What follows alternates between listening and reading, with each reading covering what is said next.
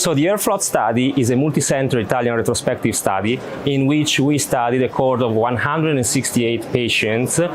in order to look at those factors which are linked to an early recurrence, let's say a recurrence within 9 months from the FLOT, from the termination of FLOT. And from this study we found that there are some factors which are linked with early recurrence and 9 months short recurrence-free survival, and those factors were then analyzed in a prognostic score which was able to sort out a patient with a low risk of progression, an intermediate risk of progression, and high risk of progression. In our study, we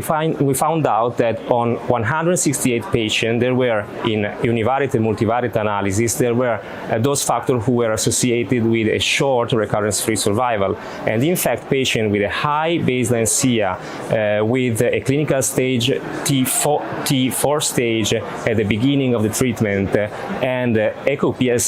performance status of 2 were linked with a worse recurrence-free survival, while patients who achieved a good response in terms of nodal response and who could complete 8 cycles of FLOT were with a good prognosis. And actually we derived a prognostic score which could be able to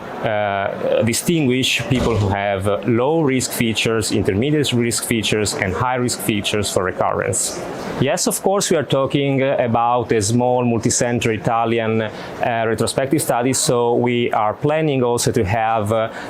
validation cohort, and those could integrate also data on the treatment with durvalumab and FLOT. And those factors could be useful in a clinical practice in order to individuate those patients who we should care of in terms of a higher risk of recurrence.